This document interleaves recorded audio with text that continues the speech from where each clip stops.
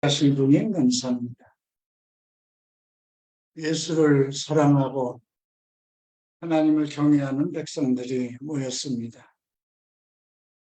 이 거룩한 시간을 축복하시고 이 시간에 말씀을 듣기를 소망하는 갈보리 채플 성도들에게 은혜를 베푸소서. 세상은 어둡고 날로 혼돈 속에 있습니다. 이러한 중에도 우리가 시간을 성별하고 내 몸을 성별하여 주께 드리고자 하니 이 시간을 거룩히 여겨주시고 의로운 백성이 되게 하소서. 오늘 우리가 말씀을 들을 때에 말씀을 전하는 자와 듣는 자가 동일한 은혜를 받게 하여 주시고 그 말씀 속에 역사하는 성령의 능력을 체험하게 하소서. 마음에 소원이 있는 자들의 소원을 들으시고 몸에 질병이 있는 자들을 치유하시고 근심 걱정을 내려놓는 모든 성도들에게 은혜를 베푸소서. 예수 그리스도 이름으로 기도합니다. 아멘. 자, 레위기 7장입니다. 우리가 레위기는 이제 27장까지인가요? 27장까지 앞으로 2번 내지 3번 정도 강의를 하겠는데요.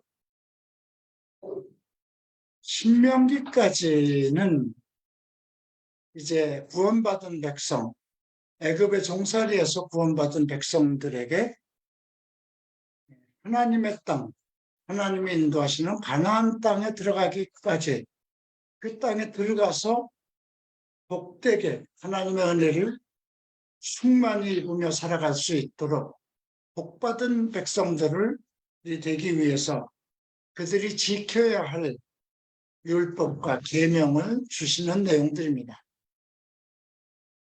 네, 이것은 물론 이스라엘 백성들에게 주시는 계명과 율법이기 때문에 우리가 지금 복음의 시대에 꼭 지켜야 할 것이냐 그런 내용들은 아닙니다. 그러나 지금 율법의 시대가 아니라고 해서 율법의 마침은 완전히 끝난 것은 아닙니다. 그리스도께서 내가 율법을 완성하러 왔다 말씀하셨거든요. 그 이유는 율법으로 사람들을 구원할 수 없기 때문에, 율법으로 사람을 의롭다 할 수 없기 때문에 또 하나의 의를, 하나님의 의가 나타나셔서 예수 그리스도로 하여금 믿음으로 말미암아 구원을 얻게 하는 의의 법을 만드신 거거든요. 그래서 율법이 하나도 땅에 떨어지지 않을 것이라는 것이 주의 말씀입니다. 이것은 율법에 기록된 것을 가벼이 여기지 말라는 말씀입니다. 그래서 우리가 레위기를 배우는 것은 특별히 레위기는 우리와 전혀 관계없고 이 시대에 맞지 않는 부분들이 있습니다. 그러나 왜 하나님의 택한 백성 이스라엘에게 이러한 율법, 우리가 지금 생각하기에도 가당치 않을 만한 이런 엄격한 율법을 주셨는가 한번 생각해 볼 필요가 있습니다. 그래서 중요한 핵심 부분만 다루게 될 것입니다.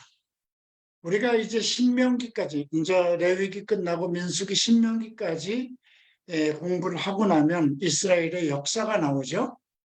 가나안 땅에 들어가서 이제 해야 할 일은 영적 투쟁입니다. 이 레위기부터 출애굽기부터 신명기까지는 하나님의 말씀에 대한 순종의 부분입니다. 그리고 실질적으로 가나안 땅, 하나님이 인도하시는 젖과 꿀이 흐르는 가나안 땅에 들어가서 그 백성들이 살아남는 것은 영적 투쟁입니다. 이 내용은 지금 우리와 똑같습니다. 우리도 세상의 애굽에서 예수를 믿지 않는 때에는 세상의 애굽에서 종노릇했습니다. 육체의 종노릇했습니다.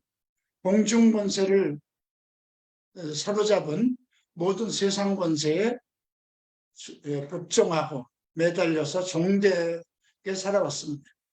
예수를 믿고 이제 우리가 하나님의 은혜 속에 의인이다, 거룩한 백성이다는 그런 하나님의 칭호를 받은 후에, 의의 칭의를 받은 후에 이제 우리는 어떻게 살아야 될 것인가? 이제 우리에게는 이스라엘에게 이 땅에서의 안식처를 주신 것처럼 우리에게는 영혼의 안식처를 주셨습니다. 그 영혼의 안식은 언제부터 시작되냐면 천국은 이미 너희 안에 있다 하신 것처럼 믿는 자들 마음속에 있습니다. 그래서 우리가 그 하나님의 말씀, 복음의 말씀을 따라 그리스도와 그리스도의 사도들을 통해서 주신 말씀을 따라서 행할 때에 이미 천국은 우리 안에서 역사하는 것이죠. 그래서 장차 실질적인 우리의 육체의 온전한 구원을 이루는 그 그리스도의 날이 우리 앞에 임할 것입니다. 서로 그 안에 우리가 육체의 수명에 따라서 끝나서 다 미리 잠든다 할지라도 우리는 그리스도의 날에 그가 오실 때에 함께 먼저 일어나서 그리스도를 영접할 것입니다. 이것이 우리에게 주어진 복입니다. 따라서 우리가 구약을 배우는 것은 매우 중요합니다. 천국, 아직 들어가 보지 못한 하나님의 나라를 어떻게 들어갈 것인가에 대한 그러한 모형을 보여주는 것이기 때문에 매우 중요하다 하겠습니다. 7장을 보시겠습니다. 7장에서는 앞에서 이미 언급된 속건제, 속죄제 같이 얘기하고 있습니다. 7장 7절에 이렇게 기록되어 있죠. 속죄제와 속건제는 규례가 같으니 그 제물은 속죄하는 제사장에게 돌아갈 것이요. 그 당시는 제물, 양이나 소나 하나님 앞에 그 하나님이 지정한 그 짐승을 잡아서 그것을 하나님의 방법대로 피를 모두 내어서 그 속죄소에 쏟고 그 피로 모든 제단을 찍어서 거룩하게 하고 그리고 모든 살은 불에 태워서 번제로 하나님께 드렸습니다. 그래서 번제로 드리는 것은 화제라고도 합니다. 그래서 여기서 속죄제, 속건제, 또 앞으로 언급되는 화목제 이런 것은 전부 다 불에 태워서 드리는 제사입니다. 근데 일일이 하나님께서는 그 속죄제와 속건제와 화목제를 드리는 그러한 방법을 모두 말씀하셨습니다. 또 이렇게 불에 태워서 짐승을 불에 태워서 잡아서 피와 함께 짐승을 하나님께 드리는 이 제사 외에 가난한 사람은 어떻게 할 것이냐. 그런 때는 비둘기를 잡아서 드리기도 하시고 또 곡식을 하나님 앞에 드리는 그러한 요제를 또 만드셨습니다. 그래서 가난한 사람이나 부자나 차별 없이 하나님 앞에 제사를 드릴 수 있도록 그렇게 모든 제사의 규례를 만드셨죠. 자, 먼저 7장 1절에 속건제의 규례는 이러하니요.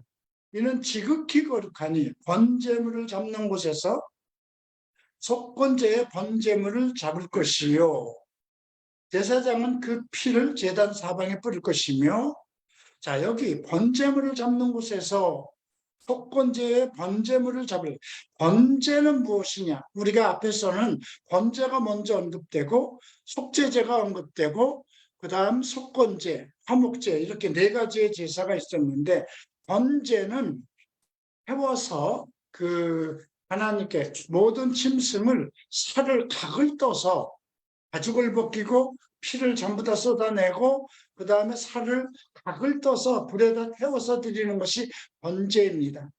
번제는 하나님 앞에 자기를 헌신하는 제예요. 헌신제라고도 합니다. 그래서 하나님 앞에 헌신하는 자들은 모두 번제를 드려야 되고요. 속죄제는 뭐냐? 이스라엘 모든 사람들은 자기의 죄를 속죄하여야만 됐습니다. 이 속죄 제물의 가장 큰 의의가 언제 나오냐면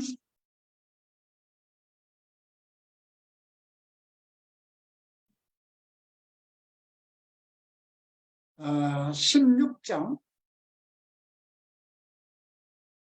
29절을 보면 너희는 영원히 이 규례를 지킬지니라. 일곱째 달, 곧 그 달 10일에, 이건 히브리 종교력으로 7월에 해당되는 것입니다. 너희는 스스로 괴롭게 하고 아무 일도 하지 말되 본토인이든지 너희 중에 거류하는 거류민이든지 그렇게 하라. 그리고 30, 이날에 너희를 위하여 속죄하여 너희를 정결하게 하리니 너희의 모든 죄에서 너희가 여호와 앞에 정결하리라. 너희의 모든 죄, 1년에 한 번 하는 겁니다. 그리고 이는 너희에게 안식일 중에 안식일이라고 했어요. 너희는 스스로 괴롭게 할지니 영원히 지킬 규례라. 그리고 33절에 지성소를 속죄하며, 지성소를 속죄한다고 했어요. 지성소는 하나님이 임재하시는 곳이거든요. 그 지성소 안에 언약궤가 있고 언약궤 위에 이제 그룹 천사 둘이 날개를 펴고 있는 곳이고 그곳에서 하나님이 임재하시는 곳입니다. 그런데 그곳에도 제사장이 들어가서 이제 제를 드리기 때문에 지성소를 속죄하며 회막과 제단을 속죄하고 또 제사장들의 백성들의 회중을 위해 속죄하지, 하나님께 드리는 모든 제단, 그 지성소에 있는 제단까지 전부 속죄하고, 이는 너희가 영원히 지킬 규례라. 이스라엘 자손의 모든 죄를 위하여 1년에 한 번 속죄할 것이니 아론이 여호와께서 모세에게 명한 대로 행하니라. 그래서 이날을 대속죄일이라고 합니다.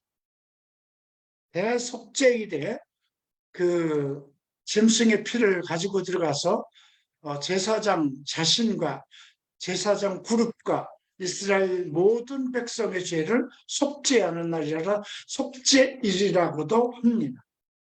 자, 다시 7장으로 가겠습니다. 자, 이제 속건제와 속죄제에 드리는, 그리고 그 제물은 속죄하는 제사장에게 돌아간다고 했어요. 자, 그래서 8절부터 사람을 위해서 번제를 드리는 제사장, 곧 그 제사장은 그 드린 번제물의 가죽을 자기가 가질 것이고 화덕에서 구운 제물과 냄비나 철판에서 만든 소제물은 모두 그 드린 제사장에게, 그러니까 속건제로 드리는 것, 속죄제로 드리는, 거기서 드리는 것은 모두 제사장들의 몫입니다. 화덕이든 냄비에다 하든. 그리고 흥미로운 것은 10절에 보면 아론의 모든 자손이 균등하게 분배한다. 참 공평하신 하나님이죠. 좀 계급이 높고 낮고와 관계없이 균등하게 분배하라고 했습니다. 그리고 11절에 화목제물이 나옵니다. 만일 그것을 감사함으로 드리며 기름 섞인 무교병과 기름 바른 무교전병과 고운 가루에 기름을 섞어 구운 과자를 그 감사제물과 함께 드리고 유교병을 화목제의 감사제물과 함께 그 예물로 드리되, 그러니까 감사제에는 그냥 짐승만 잡아서 드리는 것이 아닙니다. 무교전병, 누룩이 없는 전병과 이것을 함께 하나님께 드리는 것이죠. 예물 중에서 하나씩 여호와께 거제로 드리고, 거제라는 것은 특별히 하나님 앞에 여기 있습니다 하고 그 많은 제물이 있을 거잖아요. 그죠? 그러니까 만약에 그 전병을 여러 개를 구웠으면 그 중에 하나를 들어서 여기 있습니다 하는 게 거제예요. 특별하게 하나님에게 표시하는 것. 그렇게 드리라, 이렇게 언급되어 있습니다. 19절 봅니다. 그 고기가 부정한 물건에 접촉되어서 먹지 말고 불살라야 됩니다. 만일 몸이 부정한 자가 여호와께 속한 확제제물의 고기를 먹으면 그 사람은 죽습니다. 백성에게서 끊어집니다. 자, 23절에 여호와께서 모세에게 말씀하시기를 이스라엘 자손에게 말하여 이르라. 너희는 소나 양이나 염소의 기름을 먹지 말 것이며, 기름을 먹지 말라고 그랬어요. 왜냐하면 기름은 하나의 기운, 힘에 해당됩니다. 피는 생명이고 기름은 기운입니다. 그래서 우리가 생명이 하나님에게 오듯이 우리 인생의 삶의 기운도 하나님에게서 오는 것이죠. 또 27절은 무슨 피든지 먹는 사람이 있으면 그 사람은 다 자기 백성 중에서 끊어질 것이다. 피를 먹지 못하게 했습니다. 그 다음 30절 보면 이제 화제물은 그 사람이 자기 손으로 가져오고 그 제물의 기름과 가슴을 가져다가 하나님 앞에 흔들어 요제를 삼는 것입니다. 요제는 제사장의 제물을 흔드는 것을 얘기합니다. 네. 요제를 삼고 또 32절을 보면 그 화제물의 오른쪽 뒷다리를 제사장이 거제, 아까도 얘기했듯이 하나님께 이렇게 들어서 바치는 것을 얘기하고 요제는 하나님 앞에 흔드는 것을 얘기합니다. 그래서 34절에 보면 그 흔든 가슴과 든 뒷다리, 흔든 가슴은 요제고요. 든 뒷다리는 거제입니다. 가져다가 제사장 아론과 그의 자손에게 주었느니 이는 이스라엘 자손에게 받은 영원한 소득이다. 그러니까 그들은 기업이 없어요.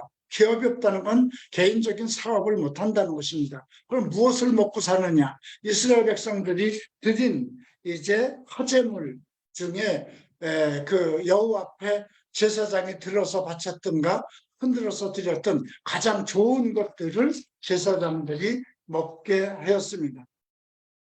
자, 35절 봅니다. 이는 여호와의 화제물 중에서 아론에게 돌릴 것과 그 아들들에게 돌릴 것이니 그들을 세워 여호와의 제사장 직분을 행하게 한 날, 곧 그들이 기름을 부은 날에 여호와께서 명령하사 이스라엘 자손 중에서 그들에게 돌리게 하신 것이라. 대대로 영원히 받을 소득이라 이렇게 적였습니다. 8장을 봅니다. 8장은 인수식입니다. 위임식이라고도 합니다. 자, 너는 아론과 그 아들들과 함께 그 의복과 관유와 속죄제의 수송아지와 수양 2마리와 무거병 1광주를 가지고 온 회중을 회방문에 모으라. 그리고 회방문에 모은 후에 6절을 보면 모세가 아론과 그 아들들을 데려다 물로 그들을 씻기고 아론에게 속옷을 입히고 띠를 띄우고 겉옷을 입히고 에봇을 입히고 에봇에 장식띠를 띄워서 에봇을 몸에 메고 흉패를 붙이고 흉패에 우림과 둠빔을 넣고 그 머리에 관을 씌우고 관 전면에 금패를 붙여 곧 거룩한 관이라 여호와께서 모세에게 명한 그 앞에서 만든 그대로 합니다.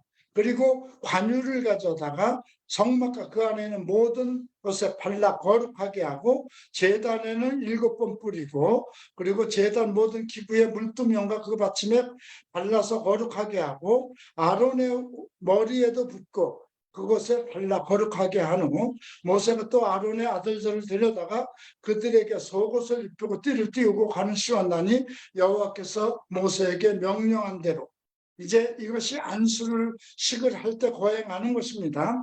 그리고 수송아지를 속죄제에서 수송아지를 끌어다가 송아지의 머리에 안수하고 그 피를 가져다 손가락으로 그 피를 제단 4귀퉁 뿔에다가 발라서 제단을 깨끗이 하고 제단 밑에 쏟아서 제단을 속하여 거룩하게 합니다.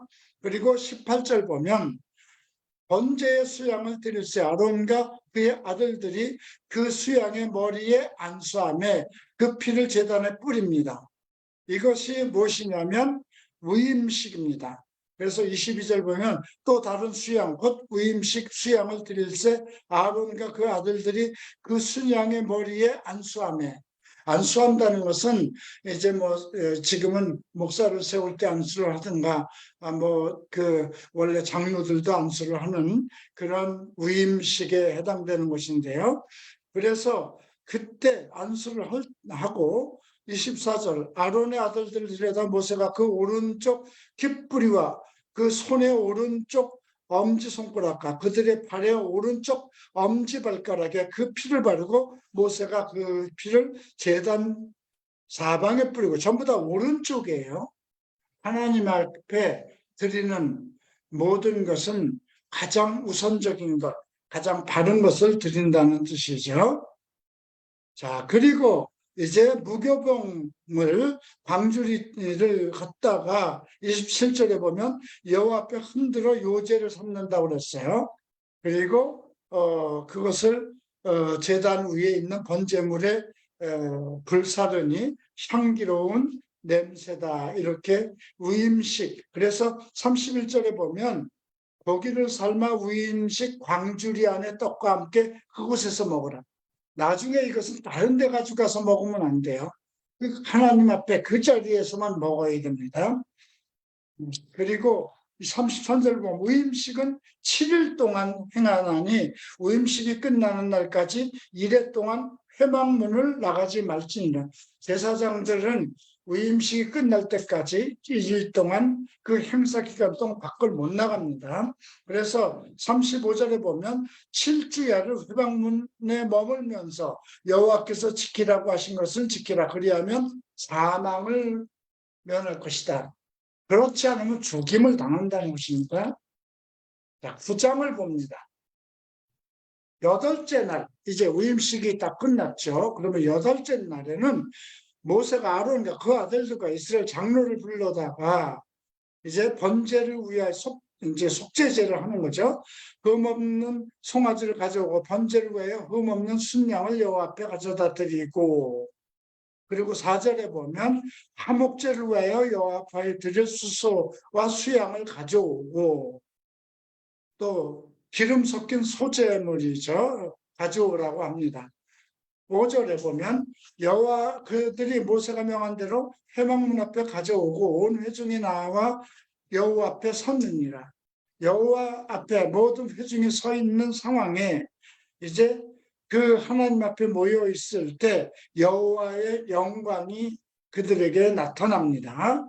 자, 7절을 보죠. 모세가 아론에게 이르되 너는 제단에 나아가 내 속죄자와 내 번제를 드려서 너를 위하여 백성을 위하여 속죄하고 또 백성의 예물을 드려서 그들을 위하여 속죄하되 여호와의 명령들을, 이제 대제사장의 대표인 아론이기 때문에 이제 그 자신을 위해서 속죄자와 번제를 드리고 자신을 위해서 백성을 위해서 속죄하고 예물을 또 드리라 이렇게 명령합니다. 자, 그리고 10절 이후부터는 속죄제물을 어떻게 드릴 것인가에 대한 그 내용들이 나오고 16절에 번제물을 드리되 규례대로 드리라고 합니다. 또 소제도 마찬가지입니다. 그래서 22절 보면 아론의 백성을 향하여 손을 들어 축복함으로 속죄제와 번제제와 화목제를 마치고 이제 내려오게 되죠. 회중들 앞에서 이제 그 이스라엘들의 그 아론의 아들들과 아론과 그렇게 해서 속죄제, 번제, 화목제를 한꺼번에 드리는 것입니다. 그런데 지금 10장에서 특별한 일이 발생되고 맙니다. 자, 아론의 아들들, 아론에게는 네 아들이 있었어요. 나답과 아비후와 엘리야살과 이다말이 있었어요. 그런데 나답과 아비후가 각기 흉노를 가져다가 여호와께서 명하시지 아니한 다른 불을 담아왔어요. 하나님의 원칙대로만 모든 제물을 드리고 행해야 됩니다. 그런데 다른 불을 가져. 자, 이것을 하나님의 규칙대로 하지 않은 제사. 신약에서는 이걸 뭐라고 할까요? 하나님의 원칙대로 하지 않은 목사들이라고 할까요? 네. 다른 불을 가져다가 하나님의 앞에 드렸다. 만약에 기독교는 기독교의 원리가 있습니다. 그런데 불교의 원리를 갖다가 기독교에서 사용하면 어떻게 될까요? 한동안 그런 말들이 많았어요. 불교 경문에도 보면 그리스도와 같은, 그리스도 우리 기독교에 관여된 것과 같은 많은 내용들이 불교 경문에 있다는 것이죠. 그리고 어떤 말을 하냐면 예수보다 1000년 전, 그러니까 그 공자는 9천년, 3천여 년 전에 태어났잖아요. 예수님은 2000년 전에 오셨어요. 그리고 그들의 우리가 이제 중국의 경우는 한자를 보면 묘하게 뭐 나무 목자만 봐도 나무 목자에다가 사람 인자가 붙어 있잖아요. 또 우리가 양을 얘기를 해도 큰 양자에다가 아름다운 밑자를 써도 양자에다가 밑에 큰 대자가 들어가 있어요. 뭐 이런 것을 보고 야, 그들에게도 예수 그리스도를 아는 지혜를 줬다. 우리가 불교 경문을 읽어서 나쁠 것은 없습니다. 공자의 가르침을 공부한다고 해서 문제될 것은 없습니다. 그렇죠? 그런데 그것을 우리 생활에, 우리 기독교에 접목시킨다는 건 문제가 생기는 거죠. 그래서 사실 이단들은 많은 이방들 속에 사용하는 것들을 접목시키는 거예요. 지금 기독교가 시작된 것은 이제 카톨릭 이후의 기독교를 얘기하는 겁니다. 카톨릭에서는 지금도 그 교황이 옛날 로마 시대에 관을 쓰고 그 향을 뿌리고 또 뭐 이렇게 물을 뿌리고 이 성찬도 그 앞에 와서 이렇게 뭐 입에다 넣어줘야만 먹는 그런 식이죠. 그리고 신부라는 건 뭐예요? 신의 아버지라는 뜻이에요. 그러니까 쉽게 얘기하면 신부라는 것은 아버지의 형식을 하는 겁니다. 영적인 아버지예요. 그래서 자기의 죄가 있으면 신부에게 가서 고해성사를 하고 그러면 그 죄가 사함을 받는다. 또 어떤 것이 있냐면 로마 시대에는 왕이 종교와 그 정부가 교권이 서로 이렇게 일치가 돼서 왜냐하면 왕이 그 당시 로마 황제가 기독교를 영접했기 때문에 그러다 보니까 그 귀족들 왕들을 중심으로 교회가 운영되기 시작했어요. 그러다 보니까 어떤 것까지 나오냐면 뭐 어떤 천국에 가는 뭐 지금 일반 그 무당집에서 파는 도적과 같은 것이 나오게 되었고요. 유아 세례가 나왔어요. 세례는 분명히 내 세례는 내가 예수 그리스도와 함께 죽고 예수 그리스도와 함께 살아가는 그 베드로가 세례는 우리의 죄를 씻는 것이 아니라고 그랬죠. 세례로 말미암아 우리 죄가 깨끗해지는 것이 아니라고 그랬어요. 구원을 받는 하나의 표라는 거죠. 의식이라는 거죠. 그런데 지금 베드로가 그 당시 로마 시대에 그 말을 한 것은 이미 그런 조짐이 그 귀족 사회에서 행해지기 때문에 그런 거를 쓴 거예요. 그런데 믿는 자들이 왕족들이 자기가 진심으로 예수 그리스도를 믿지 않아도 그냥 교회에 나가서 신부라고 하는 그런 사람들에게 기도를 받고 그래서 축복을 받는 것인데 그러면 그 아들들이 나면 가서 이렇게 물을 뿌려서 세례를 받는 거 이게 유아 세례거든요. 근데 이게 지금 기독교 안에 교회 안에 들어와 있다는 것입니다. 한국 교회도 유아 세례를 행하는 데가 많이 있습니다. 물론 부모는 어려서부터 그 아이를 데려가서 목사님 앞에 세례를 받는다는 건 의미가 있죠. 아이를 데려가서 기도를 받는 건 문제가 되지 않아요. 그래서 물을 뿌림으로 인해서 얘는 하나님의 어려서부터 이제 죄사함을 받았다. 아니요. 죄사함은 언제 이루어지나요?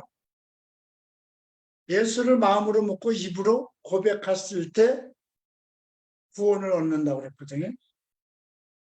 내 의지로 해야 되는 거예요. 근데 그런 것 때문에 모태신앙이라는 말이 나온 거죠. 모태신앙은 없어요. 모태신앙은 유대인이래야만 돼요. 그죠?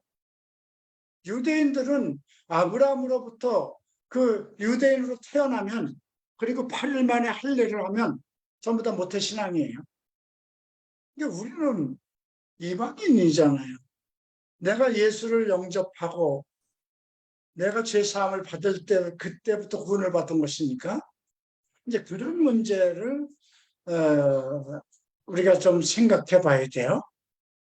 그래서 지금 그 모든 그 지금 다른 불을 드린다는 것, 지금 요즘 기독교적인 관점에서는 기독교에서 천주교는 이교도로 봅니다. 천주교에서도 뭐 러시아 종교 같은 건 이교도입니다. 만약에 이교도를 안 보면 이슬람들도 다 뭐 그들도 하나님 얘기를 하니까 동족이잖아요. 그죠?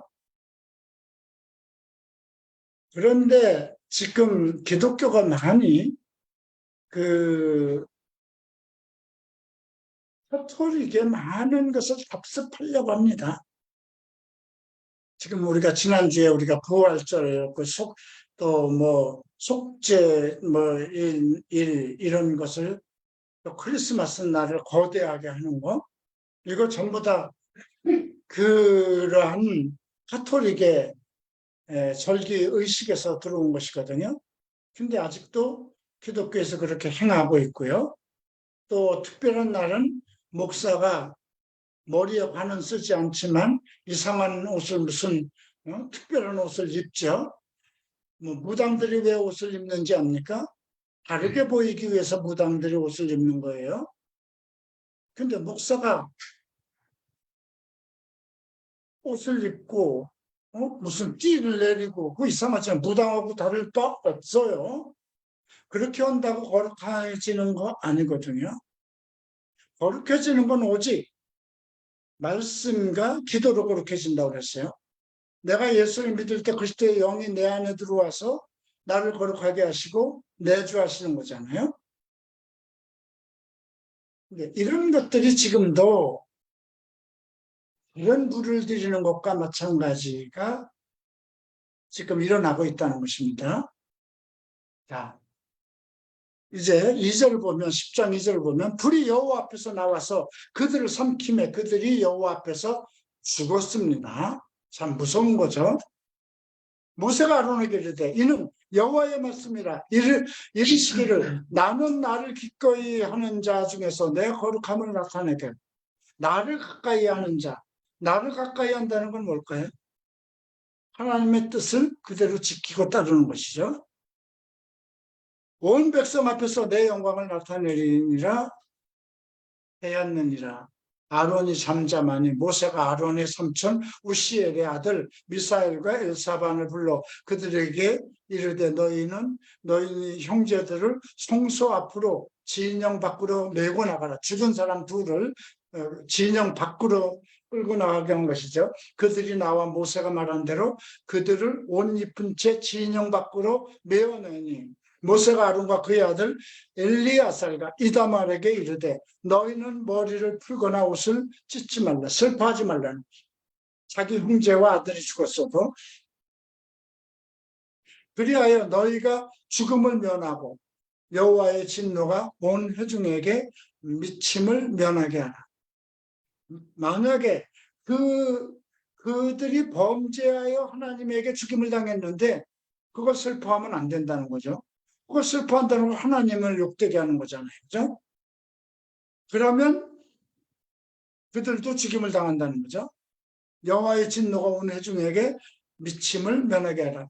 오직 너희 형제 이스라엘 온 족속은 여호와께서 치신 불로 말미암아 슬퍼.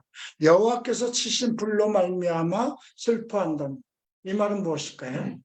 하나님의 진노에 대해서 슬퍼하라는 것입니다. 왜 하나님께서 그들을 이렇게 진노하셨는가? 그 문제를, 죄의 문제에 대해서 슬퍼하라는 것이죠. 여호와의 관유가 너희에게 있은지, 관유는 거룩한 기름이거든요. 너희는 회막문에 나가지 말라. 그리하면 죽음을 면하리라. 그들이 모세의 말대로 하니라. 무서운 말씀이죠.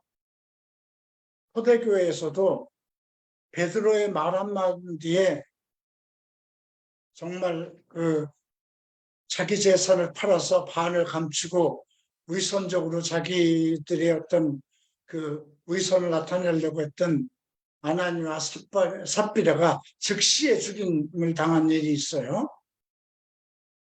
만약에 지금 그런 일이 있다면은 교회는 망합니다. 그렇잖아요. 그런 일이, 왜냐하면 초대교회보다 지금은 더 나쁜 짓 하는 사람이 많아요, 교회 안에.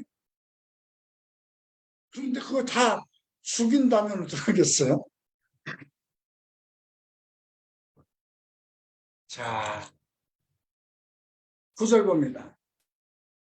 너와 네 자손들이 회닭에 들어갈 때는 포도주나 독주를 마시지 말라. 그리하여 너의 죽음을 명하라. 이는 너희 대대로 지킬 영원한 규례. 지금 앞에서 그 아비우와 나답이 다른 불을 들였다고 했잖아요. 그리고 나서 포도주나 독주를 마시지 말라. 이런 말이 나왔기 때문에 혹시 어떤 사람들은 나답과 아비우가 술을 먹어서 그럴 수 있다. 이렇게 얘기하는 사람도 있지만 우리는 그렇게 하면 말을 첨가하는 거잖아요. 하나님의 말씀을. 그렇게 생각은 할 수 있어도 그렇게 말을 첨부하면 안 됩니다. 이는 너희 대대로 지킬 영원한 규례라. 그리하여 너희가 거룩되고 속된 것을 분별하여 부정하고 정한 것을 분별하고. 자, 그러니까 지금 나답과 아이후가 뭔가 마음속에서 잘못하고 있었던 것이 있었어요. 그죠? 네. 거룩하고 속된 것을 분별하라고. 술 취하지 말라는 맑은 정신으로 하나님 앞에 나서라는 거죠. 지금 목사들, 이것이 어떻게, 목사들이 뭐 술 먹고 포도주를 마실 일은 없겠지만, 어떤 일에 대해서 전 감정을 갖지 말라는 것입니다. 성도들과 사이에서 목사도 감정이 있잖아요. 사람이잖아요. 그런데 때로는 감정에 상한 일들이 많을 수 있어요. 왜냐하면 성도들은 목사를 1대1로 대하는 거지만 목사는 전체를 대하는 거예요.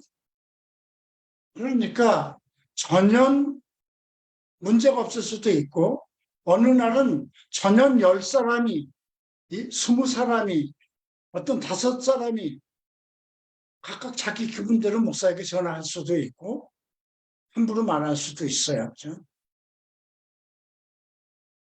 그것이 토요일일 수도 있고 주일 새벽일 수도 있고 수요일 낮일 수도 있어요. 그렇죠? 그럴 때 목사가 자기 감정을 다스리지 못하면 이건 문제예요. 그렇죠? 그래서 가능한 한 나는 그런 상황에 이르지 않도록 요즘은 뭐 그냥 일방적으로 카톡이 주고받죠. 전화가 오고. 그래서 상황이 힘들게 할 만한 사람의 전화는 안 받습니다. 내 전화는 항상 그래서 벨이 안 울리는 항상 1년 12달 벨이 안 울려요. 네. 그래서 전화가 왔는지 어떤 때는 급한 전화도 안 받는 경우가 많아요. 오히려 급한 약속이 있어서 전화를 이렇게 켜놨다가 전화가 오면 너무 놀래요. 원래 전화가 꺼져 있는 상황이에요.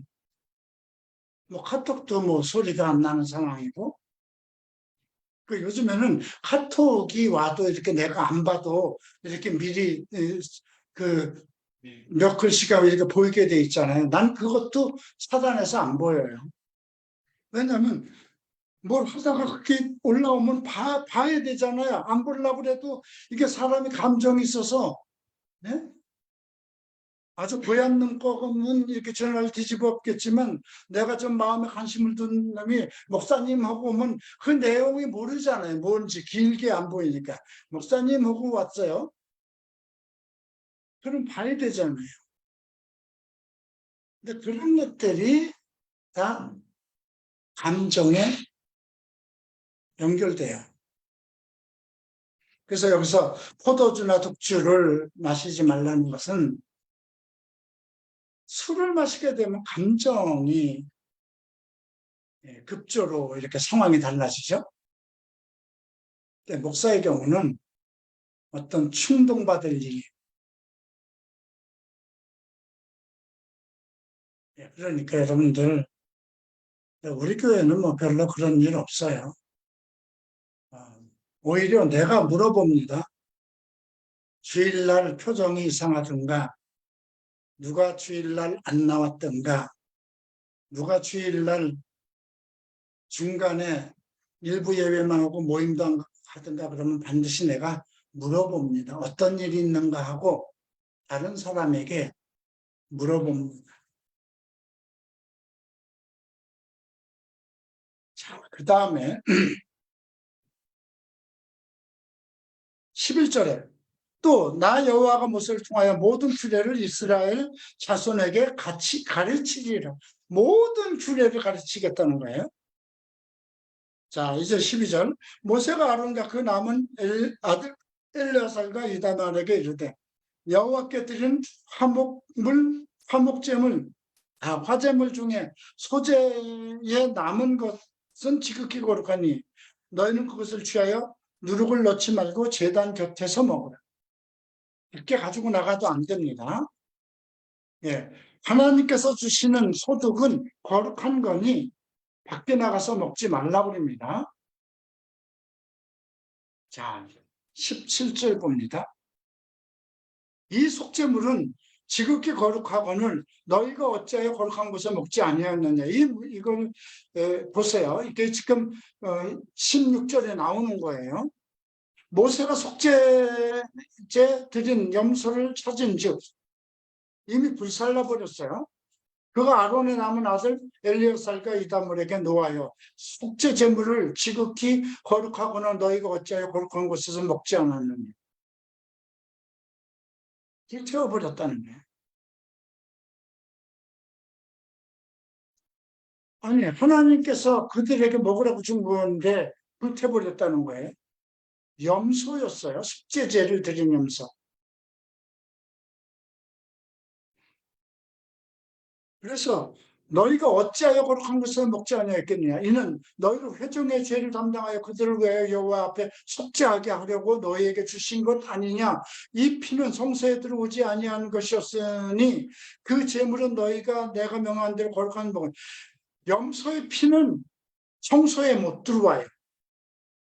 그러나 거기는 거룩한 곳에서 제사장들이 먹어야 돼요. 근데 안 먹었어요. 그러니까 고기는 먹고 돼지고기는 갖다 버릴까 이런 말이나 마찬가지예요. 입맛대로 했다는 거예요. 그때 이제 아론이 또 겁이 난 거예요. 왜 그랬을까요? 그 아들이 다른 불을 들여서 죽었는데 다른 아들들이 이렇게 했으니까 그래서 아론이 모세에게 이르되 오늘 그들이 속죄제와 번제제를 여호와께 드렸어도 이런 일이 내게 임하였거늘 오늘 내가 속죄제물을 먹었더라면 여호와께서 어찌 좋게 여겼으리요. 모세가 그 말을 듣고 좋게 여겼더라. 이 말은 뭐냐면 이게 이제 위의 일과 연결된 건데 아론은 자기 두 아들이 어쨌든 죽었잖아요. 하나님 앞에 죄를 졌어요. 근데 사람이잖아요. 아들이 죽임을 당해서. 근데 그것 때문에 드린 재물이 있었어요. 지금 이 재물이 속죄제로 드린 염소, 속죄제였으니까 그들의 죄를 그래가지고 그것을 불살라 버렸어요. 누구 명령이었을까요? 아론이었죠. 야, 일단 불살라 버려 그래. 그 모세가 앞에서 뭐라 그랬어요? 머리 풀지 말라 그랬어요. 슬퍼하지 말라 그랬잖아요. 그런데 그들의 죄를 위해서 속죄제를 하기 위해서 드리는 건데 그는 못 가지고 들어가요. 그래서 재물은 그래도 먹을 지정한 거룩한 곳에서 먹으라고 정해 있는데 불태버렸어요.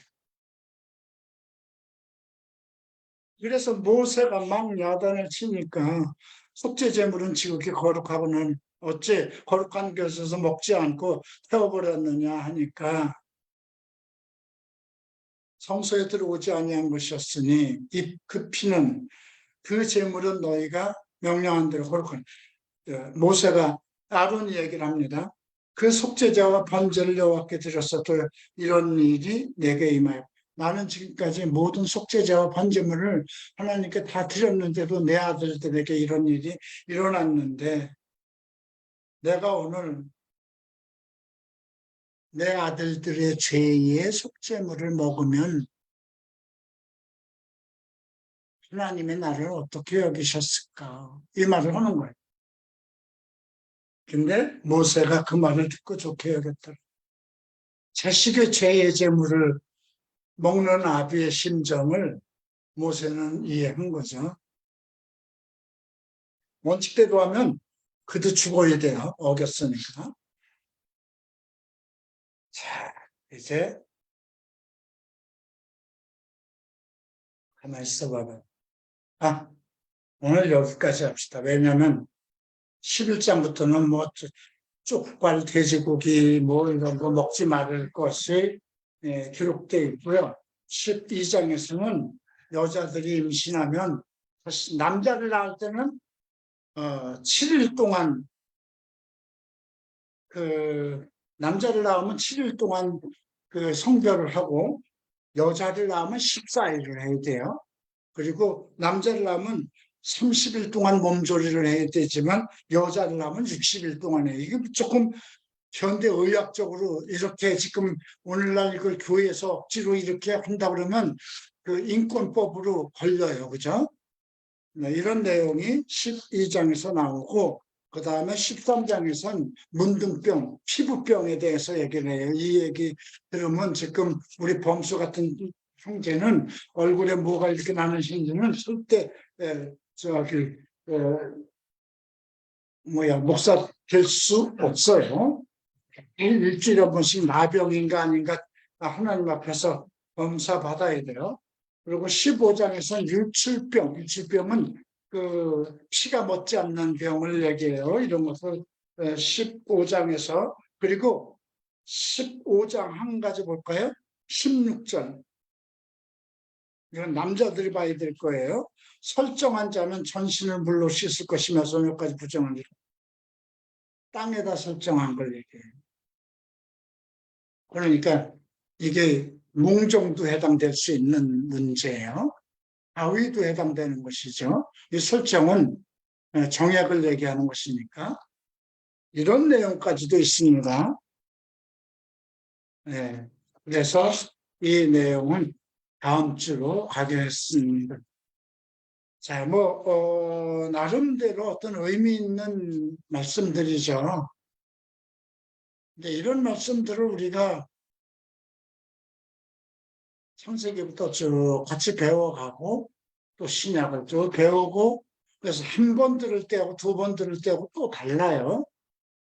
첫 번째 들을 때는 이런 말씀도 있네.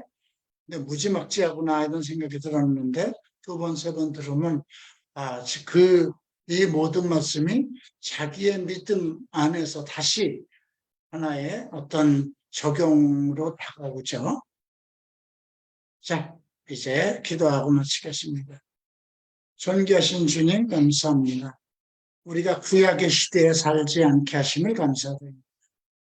그러나 그리스도의 날에 우리를 구원하시고 그리스도의 반열에 우리를 들어오게 하셨사오니 우리가 이 모든 말씀을 엄히 가슴에 새기고 더욱 거룩한 자로서 의로운 자로서 하나님 앞에 살아가게 하소서.